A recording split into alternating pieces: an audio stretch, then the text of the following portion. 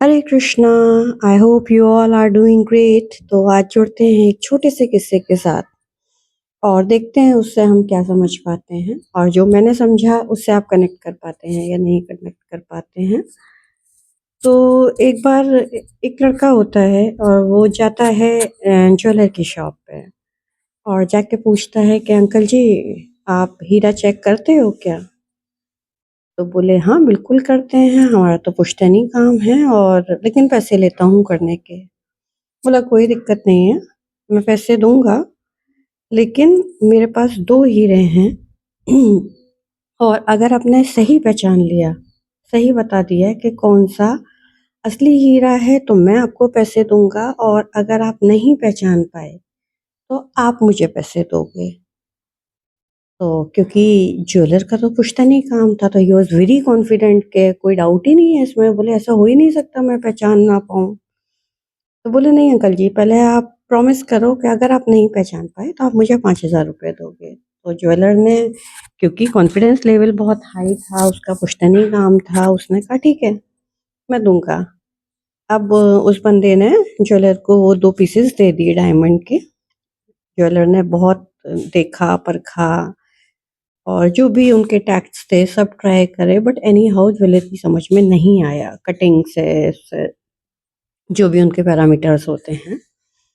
तो ज्वेलर ने at last surrender कर दिया कि भाई नहीं पहचान पाया। तो बोले नहीं अंकल जी, इससे नहीं चलेगा, आपको पैसे देने हैं मुझे। बोले हाँ भाई मैं दे रहा हूँ और ज्वेलर ने उसको 5,000 रुपए दिए। वहीं एक व्यक्ति बैठे थे जो देख नहीं सकते थे, बुजुर्ग थे। तो वो ये सब चीज़ बहुत ध्यान से सुन रहे थे और उन्होंने उस लड़के से पूछा कि भई ये क्या है? बोले नहीं, आजकल हम ऐसे ही लोगों को चैलेंज करते हैं और नहीं पहचान पाते तो वो हमें पैसे देते हैं।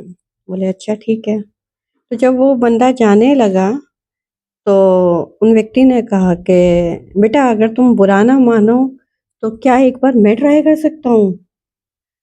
तो उस लड़के ने बड़े व्यंग्यात्मक तरीके से कहा कि आँखों वाले तो पहचान नहीं पा रहे, जिनका पुश्तैनी काम है वो तो पहचान नहीं पा रहे, आप बिना आँखों के पहचान लोगे?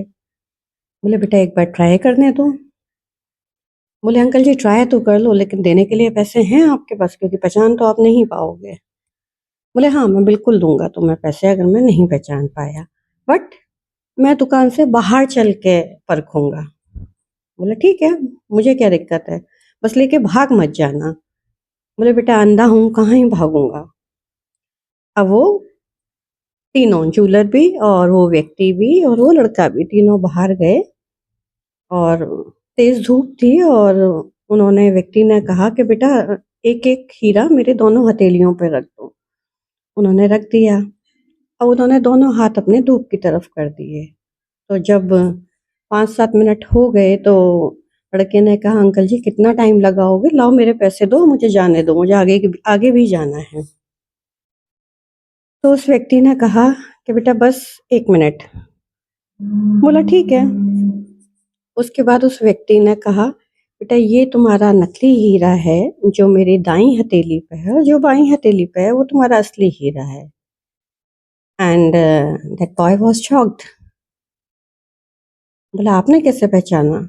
इसको तो कोई नहीं पहचान पाया।